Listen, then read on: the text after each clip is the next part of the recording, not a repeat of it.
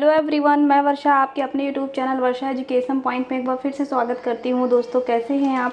आशा करती हूँ स्वस्थ होंगे, अच्छे होंगे, आपकी स्टडी अच्छी चल रही होगी। तो दोस्तों, आज की क्लास में हम लोग बात करने वाले हैं महत्वपूर्ण प्रश्नावली में जो है हिंदी साहित्य और काव्य शास्त्र से जो हम लोग श्रृंखला स्टार्ट किए हैं, ठीक है, उसको जो है आगे बढ़ाते हुए हम लोग जो है आज यह लगभग 50वां क्लास होगा।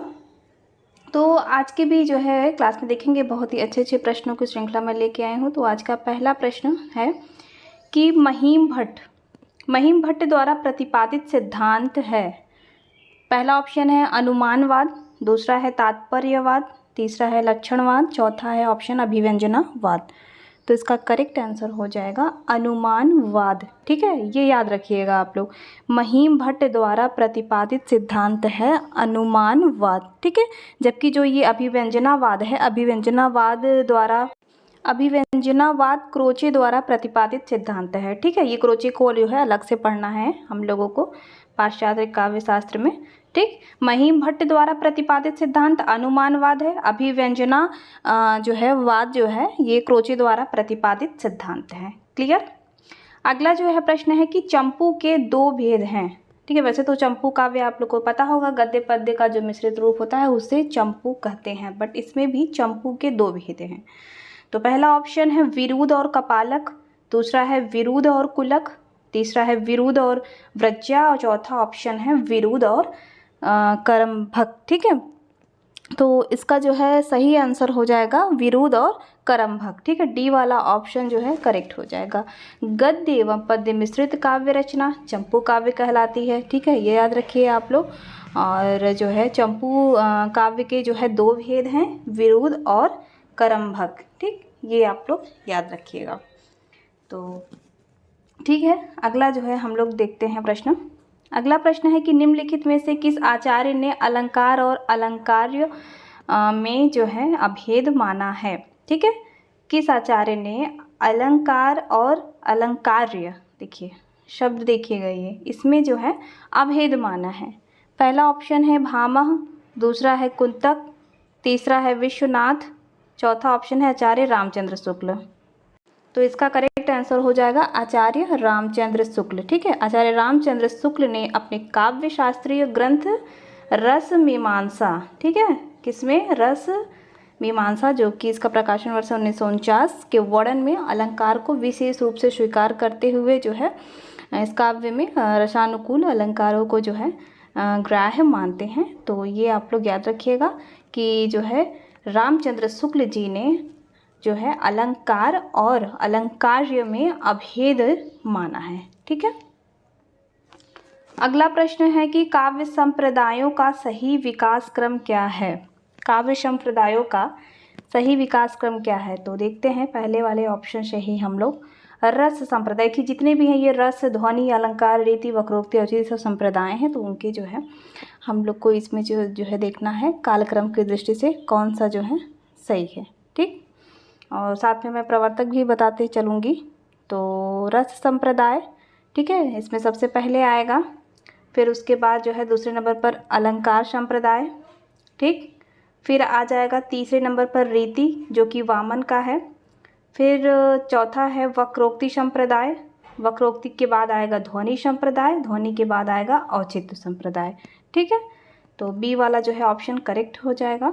तो रस संप्रदाय के प्रवर्तक आचार्य भरत मुनि, अलंकार संप्रदाय के प्रवर्तक आचार्य भामह, और रीति संप्रदाय के आचार्य वामन, वक्रोक्ति के आचार्य कुंतक, ध्वनि के जो है आनंदवर्धन, और औचित्य संप्रदाय के आचार्य क्षेमेंद्र हैं। ठीक है, ये तो जो है इनका विकास क्रम की दृष्टि से बी वाला ऑप्शन करेक्ट हो जाएगा, और प्रवर्तक तो जो है आप लोग को मैं बता दी।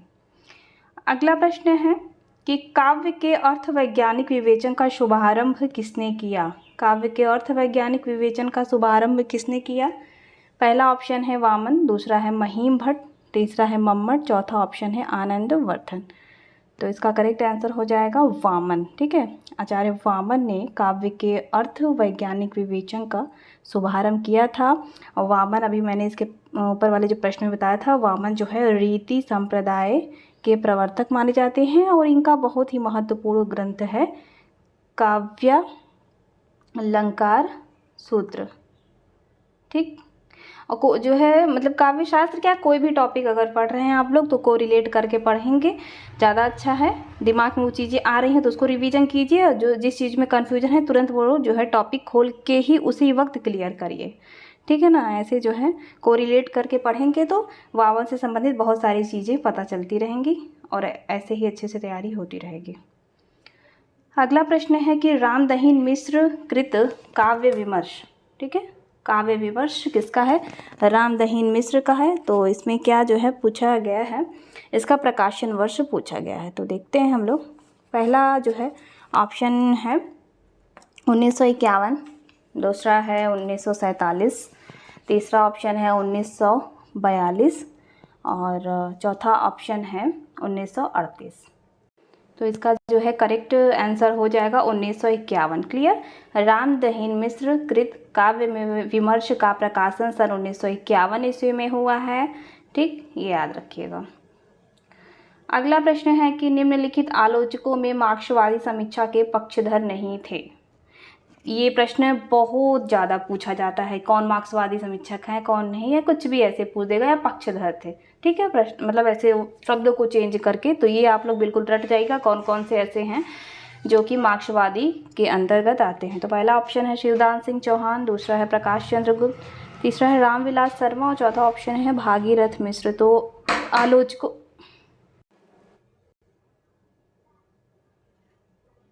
पहला है किशनगढ़ के अहेरी, ठीक है, और सर्कस, ठीक, और एक है बड़ा इम्पोर्टेंट धार, ठीक है, धार है, और एक है पाँव तेल की दूब, ठीक। ये संजीव के जो, और ये किस प्रकार के हैं उपन्यासकारक, ये हैं एक प्रगतिवादी उपन्यासकारक, ठीक है। इनके उपन्यास आप लोग बहुत अच्छे से पढ़िएगा, संजीव जी का किशनगढ़ के अहेरी, सर्कस और धार, और एक क्या मैंने बताया पाँव तेल की दूब, ठीक। और ये चित्रा मुद्गल जी का है एक ज़मीन अपनी, ये भी बहुत इंपॉर्टेंट है, और आवा इनका बड़ा इंपॉर्टेंट है, और गिली गुड, 3 इनके उपन्यास हैं किसके, चित्रा मुद्गल के, एक ज़मीन अपनी और आवा और गिली गुड, ठीक है। अगला प्रश्न है कि डॉक्टर प्रशांत फणीश्वरनाथ रेणु किस रचना का पात्र है। पहला ऑप्शन है प्रतिकथा, दूसरा है कितने चौराहे, तीसरा ऑप्शन है दीर्घतफा, चौथा है मैला आंचल। तो इसका करेक्ट आंसर हो जाएगा मैला आंचल। डॉक्टर प्रशांत फणीश्वर नाथ रेणु कृत आंचलिक उपन्यास मैला आंचल का पात्र है, ठीक है। इनके अन्य पात्र हैं बावन दास, कमली, विश्वनाथ मलिक, ठीक है, राम खिलावन, कालीचरण। आज मैं पढ़ भी रही थी मैला आंचल उपन्यास, बहुत ही अच्छा उपन्यास है, ठीक है। और ये जो डॉक्टर प्रशांत हैं ये जो है इसके मेन वो हैं, और कमला हैं और विश्वनाथ जी हैं, ये सब जो है मेन पात्र हैं इसमें फणीश्वरनाथ रेणु के, और ये आंचलिक उपन्यास है। अगला जो है प्रश्न है कि चतुर्सेन शास्त्री के उपन्यासों के संदर्भ में अक्सर किस रस की चर्चा की जाती है। थोड़ा सा दिमाग लगाने का प्रश्न है, अगर इनकी आप लोग अच्छे से रचनाएं पढ़े होंगे। पहला है श्रृंगार रस, दूसरा अद्भुत रस, तीसरा इतिहास रस, चौथा ऑप्शन है शांत, ठीक है, बी वाला ऑप्शन है शांत रस, ठीक है। श्रृंगार रस, शांत रस, इतिहास रस और अद्भुत रस।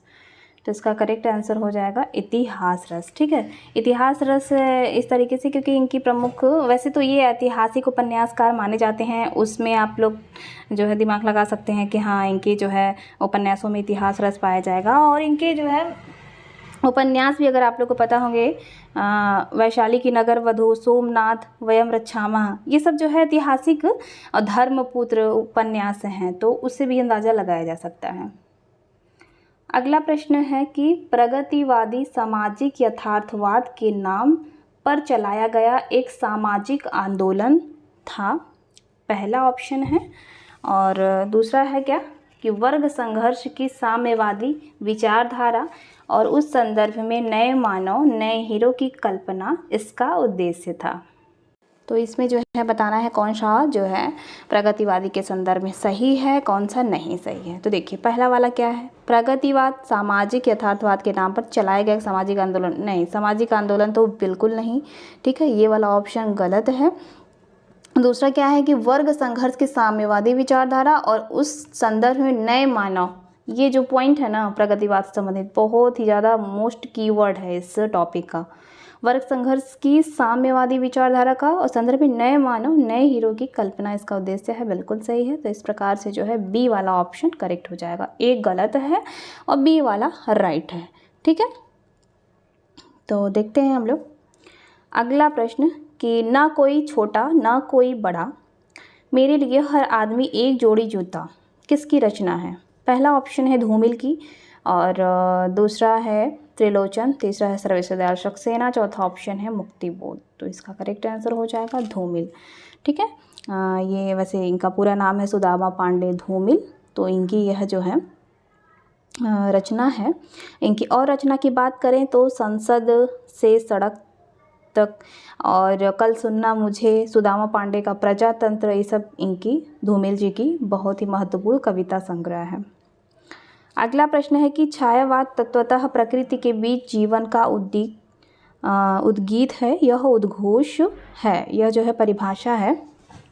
ठीक है, अगला प्रश्न है कि ना कोई छोटा ना कोई बड़ा, मेरे लिए हर आदमी एक जोड़ी जूता, किसकी रचना है? तो पहला ऑप्शन है धूमिल की है, दूसरा है त्रिलोचन, तीसरा ऑप्शन है सर्वेश्वर दयाल सक्सेना, चौथा ऑप्शन है जो है मुक्तिबोध की। तो इसका जो है करेक्ट आंसर हो जाएगा धूमिल। ठीक है, सुदामा पांडे धूमिल की यह रचना है। ठीक है, ना कोई छोटा ना कोई बड़ा, मेरे लिए हर आदमी एक जोड़ी जूता। अगला जो है प्रश्न है कि छायावाद तत्वतः प्रकृति के बीच जीवन का उद्गीत है, यह उद्घोष जो है किसका है? यह छायावाद के संबंध में अभिमत है। तो पहला ऑप्शन है महादेवी वर्मा, दूसरा है नंद दुलारे वाजपेयी, तीसरा है जयशंकर प्रसाद, चौथा ऑप्शन है रामविलास शर्मा जी। तो छायावाद तत्वतः प्रकृति के बीच जीवन का उद्गीत है, यह जो है महादेवी वर्मा जी का है छायावाद के संबंध में कथन। अगला प्रश्न है कि प्रेम शतक के रचनाकार कौन है? पहला ऑप्शन है जगन्नाथ दास रत्नाकर, दूसरा है दुलारे लाल भार्गव, तीसरा है वियोगी हरि, चौथा ऑप्शन है अंबिका दत्त व्यास। तो इसका करेक्ट आंसर हो जाएगा वियोगी हरि। ठीक है, और वियोगी हरि जी की ही एक महत्वपूर्ण रचना है वीर शतसई। अगला प्रश्न है, यह मैंने जो है शायद इतिहास ग्रंथ से लिया हुआ है, तो देखते हैं। सुमेलित करते हुए दिए गए कूट से सही उत्तर का चयन कीजिए। तो पहला वाला है गोरखनाथ और उनका युग, ये किसका है? तो देखिए पहले तो ये जो है रांघे राघव जी का है।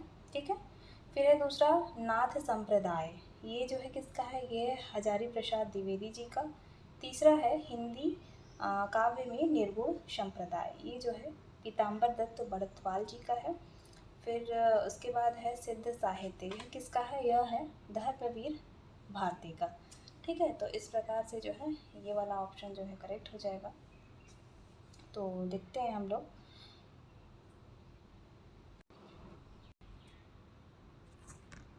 ठीक है, तो आज का ये लास्ट प्रश्न है। ठीक है दोस्तों, प्रश्न कैसे लगे कमेंट बॉक्स में ज़रूर बताइएगा। अच्छे लगे होंगे तो लाइक ज़रूर कर दीजिएगा। तब तक के लिए धन्यवाद।